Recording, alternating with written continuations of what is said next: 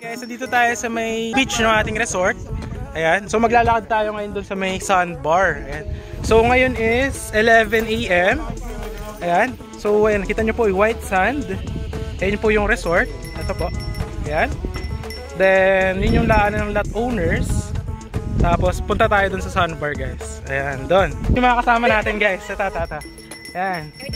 Mga friends natin, guys. Ayan. Hi guys! Hi guys! Welcome to Buhay Probinsya! Mga yan, si Rod, yan. Hi guys! Sobrang saya dito. Kala ko si Alden Richards. Pupunta kami sa sandbar. Let's go! Nang mainit. And ito si Jay. Hello guys! Ayan. So ano to, guys, ito yung isa sa mga ano dito, mahilig mag-beach. And ito si Elaine. Yan, si Elaine. Yan. Alam, baka yung ibang mga client ni Elaine, yan, nandyan. Ito yung mga sandbar, puntahan natin. Let's go! Ano po, may tour guide po tayo. Ipapasyal na tayo sa sandbar. Naging caretaker pa. May tour guide po tayo. Ang dami po natin yung mga tour guide.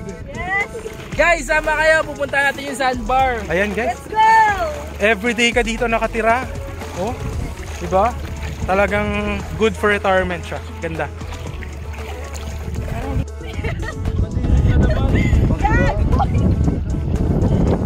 Okay, so nandito na tayo.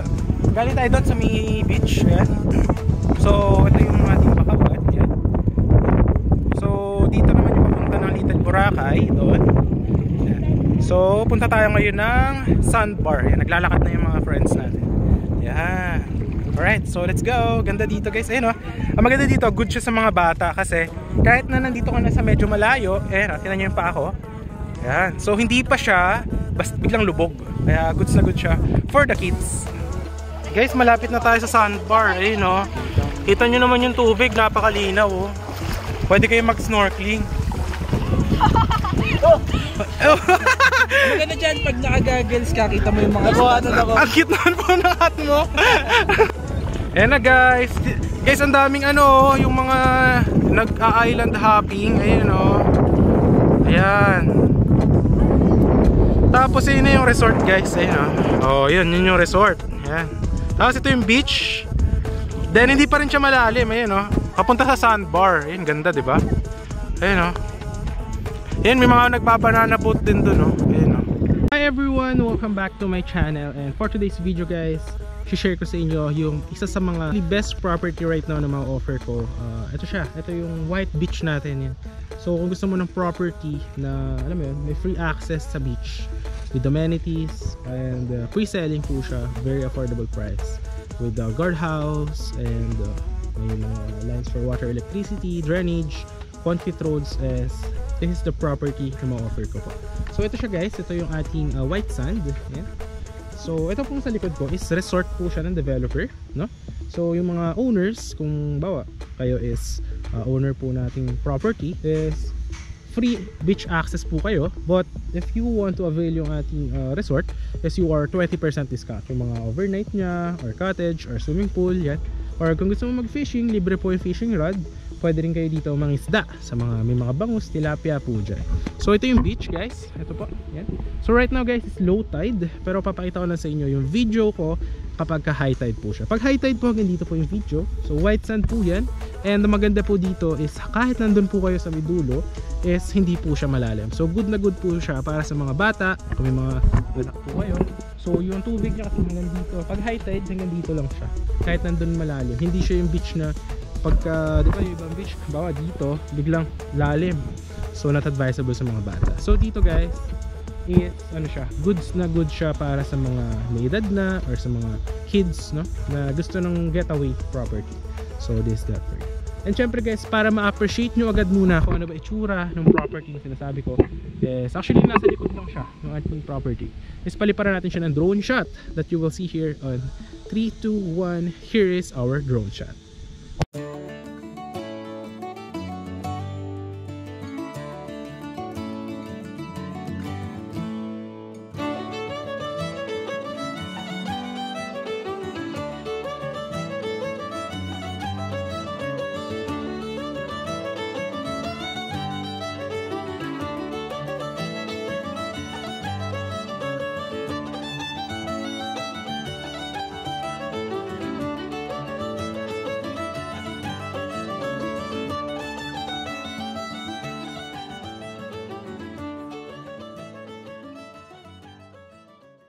So yun guys, nakita nyo naman yung drone shot. So undergoing development po yan.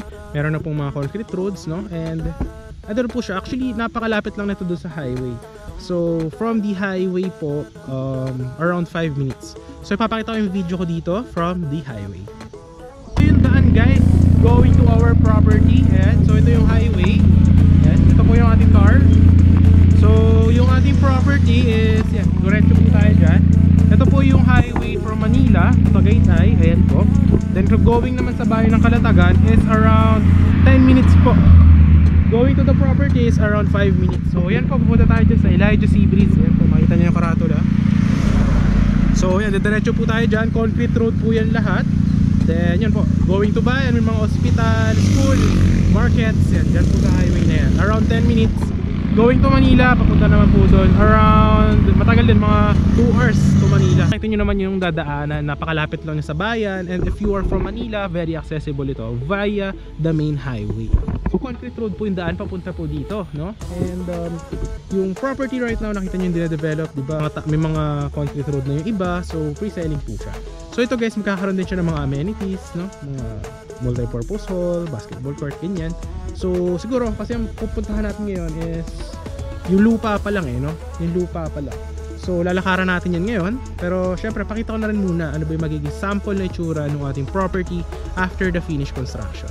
That you will see here on 3, 2, 1. Here is our drone shot of finished projects po natin.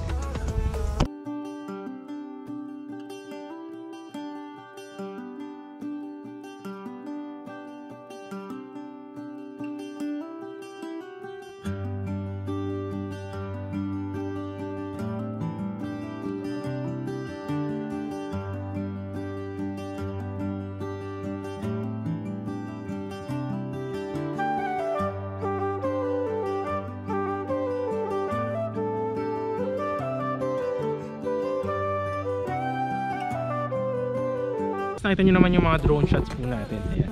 So ayan guys, ito pala, ito ulit yung white sand natin. Ayan. So ito po yung white sand. Alright. Tapos ito actually dito pagkagabi, pwede rin kayo mag-camping dito. Ayan. Pwede rin kayo magrenta ng bangka.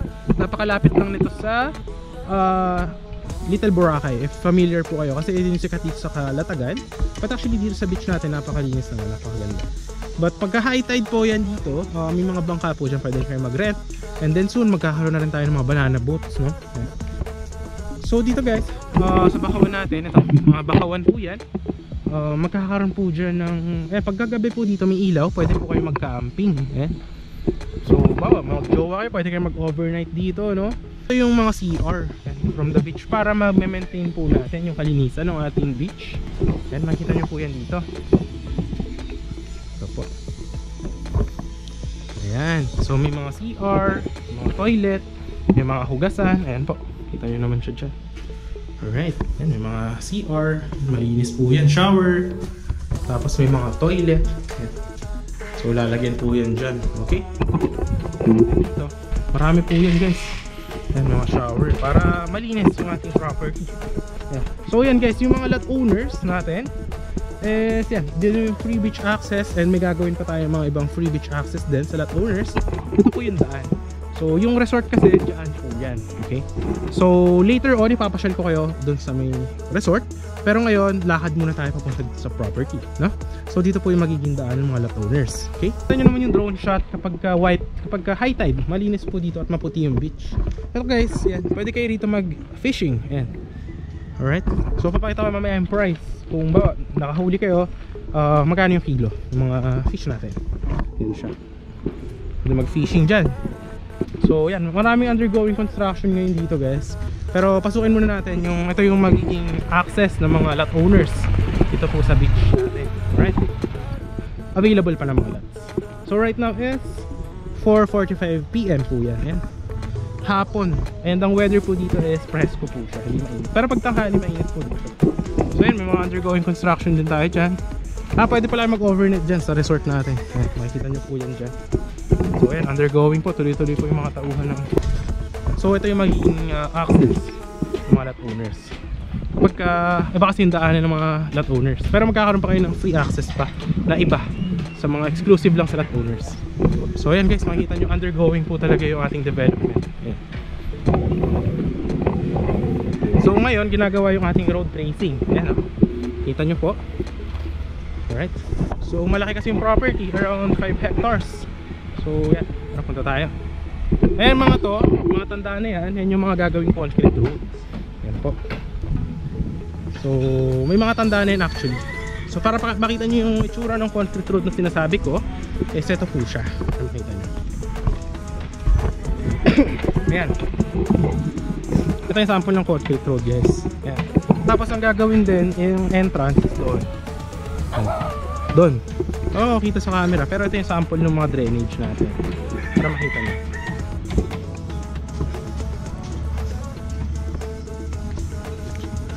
Ayan. Alright. So, doon yung gagawin natin na entrance. Ayan yung resort sa kabila. Nakita nyo naman sa drone shot. So, yung mga available natin is nandyan lang po siya sa likod. Tapos, kung ano yung nakita nyo dito guys na concrete road, ganyan na ganyan din po yung magiging itsura. Ayan. So, very affordable po yung ating pre-selling price. Ayan. So, may mga concrete road din yun dyan.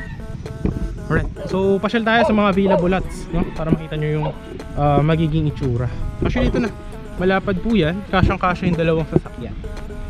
So tara, pakita ko sa inyo yung mga undergoing development. Ayan. So ito yung nakikita nyo, dyan po tutuloy yung ating mga concrete roads. Right? So yan, may mga tandaan na yan guys. Ito, tulad nito. So from here, itong ating red na yan, up to this one. Up to this one. Yan. So magiging concrete road po yan with drainage. Ito po yung drainage guys. Ayan. Ganyan pong kalalim yung drainage natin. So ito, tulad nito, concrete road din po yan. Alright. So tara, pakita ko sa inyo kung gaano siyang kalalim. So yan, ganyan. Tuloy-tuloy po yan guys.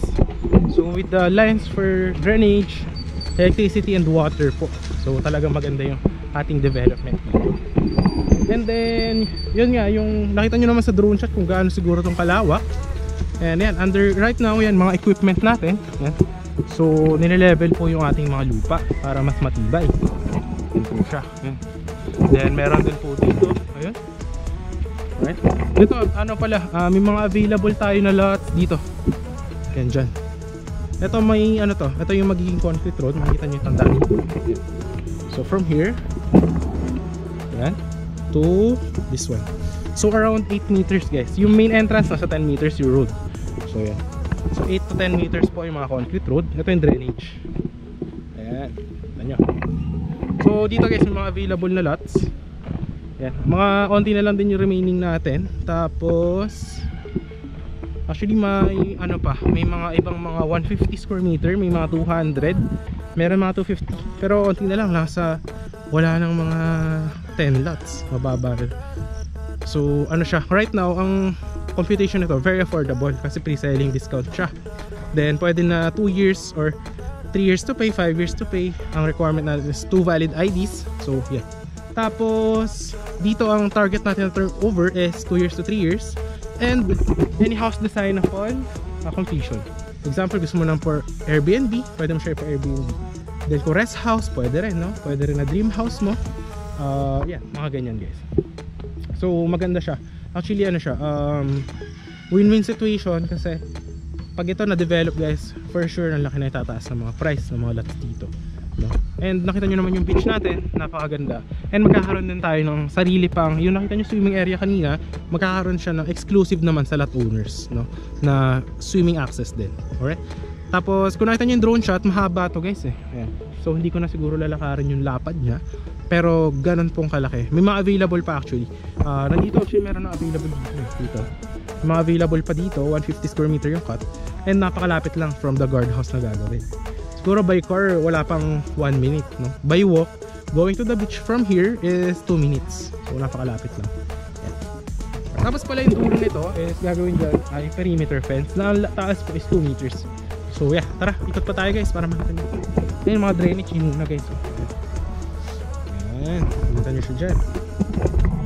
Actually ma-advise ko to if you are an OFW or Filipino na naghahanap ng investment na good talaga yung magiging ano yung appreciation ng price on the future to come. Ito nyo naman guys yung development. Alright. So gagawin tong concrete road din to guys ha. Yan. Kita nyo yun dyan.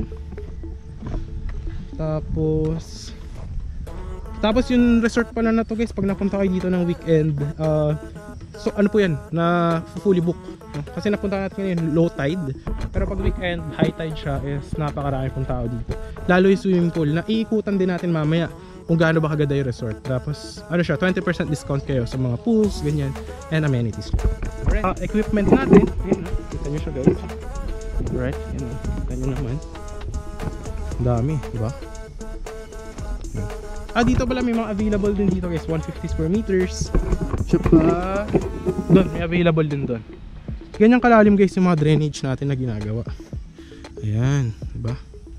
So ganyan pong kalalim yan. So ngayon guys, punta na tayo sa may resort naman, para makita nyo yung ating resort, kung gaano ba ganda yung tsura ng amenities dito. Galing kanina guys, so around 1 minute, let's walk papunta po sa gagawin nating guardhouse ng ating property, tsaka sa entrance ng resort ng developer. Diyan po yan.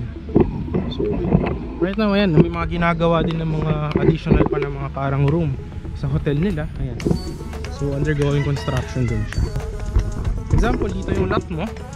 So ba 150 square meter, any house design naman po. Ganyan po yung drainage. So any house design po siya upon full construction. So yan, dito gagawin yung guardhouse guys, dyan. Yan. So gated ano po yan, gated property community, para po sa security ng ating mga lot owners. Tapos dyan na tayo, punta na tayo sa entrance ng resort. Ito yung ating entrance. Ayan, kita nyo naman diba, ito yung name ng resort guys.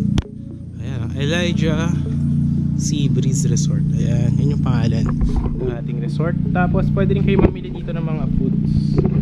Sarado lang siya, pero pag weekends bukas po yan. May mga tindahan dyan ng mga, yung parang sa 7-Eleven. Tapos ayan, may mga room din. Pwede rin kayo magrenta rito ng mga kayak or mga rooms. Ayan, pwede kayo mag-overnight. Or yan, pwede kung may mga events, pwede rin po dyan. Mga parties, yan, pwede rin po dyan. Ito guys yung ating mga for kayak. Ito. Ayan. So affordable siya, okay. Kayak, tapos tables, chairs, tent for event, yan. Camping tent, yan, pwede rin kayo mag-rent. Yan. So very affordable. Yan, dyan kayo pwede mag-overnight guys. Ayan, dito. Yan yung mga room, pakita ko sa inyo sample, tsura. Yan, mura lang naman siya actually guys yung overnight dito. Yan, naka-aircon din yung mga room na yan. Meron din siyang mga CR. Yan, may mga design pa tayo, mga fish, oh. Okay. Koi fish. Then ito na yung ating swimming pool. Ayan. Ayan siya dyan.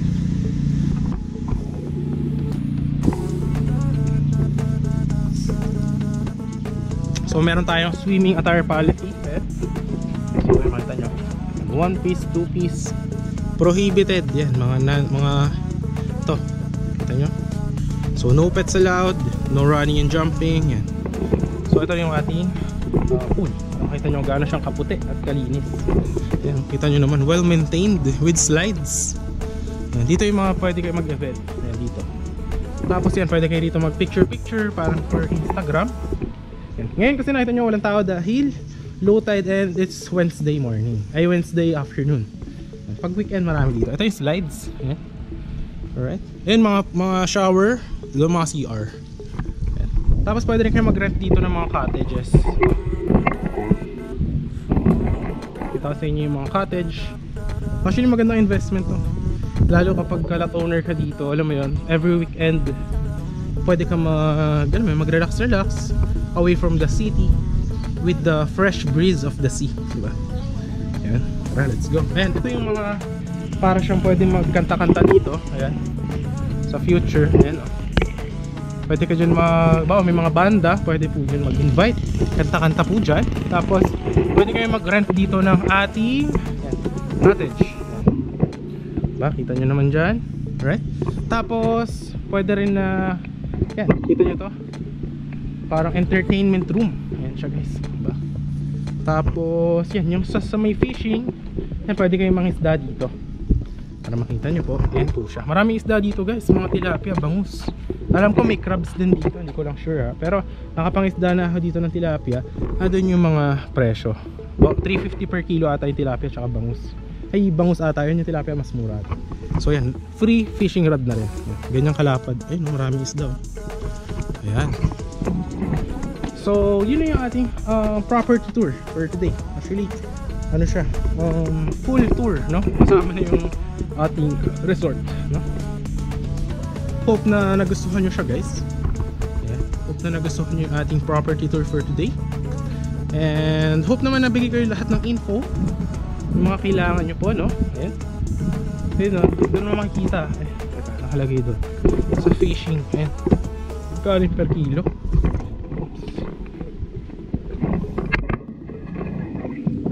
Ito lang tayo dumaan. Dito tayo dumaan. Ayan, makita nyo dito para mapakita ko sa inyo yung mga presyo kapag mag-fishing. Kasi marami akong mga live nagtatanong kung saan pwede mga isda. So ito siya, mga fresh fishes. Doon pala guys yung access ng lot owners papunta sa free beach access. Yan, dyan, white sand. So nakita nyo naman siguro yung video sa drone shot yung itsura na itong beach kapag high tide siya. Ayun pala. So hipon 600 per kilo, tilapia 250 per kilo, tsaka fresh bangus 300 per kilo. So tama nga, mas mura yung tilapia. Ayun, kita nyo ba? Yan. So yun yung mga price guys ng ating mga pag mag-fishing ka dito. So yun guys, hope na nagustuhan nyo po yung ating property tour for today. So yun na siya. Maraming salamat po. If kung nandito ka pa sa dulo, maraming salamat sa panonood. And this is John Cruz po. And hope na yun, nag-enjoy kayo kahit paano, no? Medyo hiningal po tayo, layo na nilakad natin. Walking exercise. Ito yung ating sunset. Isipin mo naman yung view na yan, di ba? Every day, about every weekend, mapunta ka sa property mo dito after the turnover, after the pre-selling. Ito yung makikita mong view with the beach view and the fresh breeze view away from the city. Parang good for retirement lot or gusto mo siya dream lot, dream house, no? I would highly suggest this property. So yun guys, actually good siya for sa future sa mga Airbnb, kasi dito soon or in the near future, di mo masabi, magkaroon ng mga more attractions para sa mga tourists, which will give more boost sa price appreciation ng ating nakuhang pre-selling na property. So yun guys, once again, this is John Crich po. Thanks for watching. Kung nasa ka man, kung nasa ibang bansa ka man, or nandito sa Pinas, hope you are having a great time. Maraming salamat po sa panonood. And have a great day. Message me lang on Viber or WhatsApp. Nandiyan po sa video yung aking mga contact. God bless and thanks for watching. Bye bye.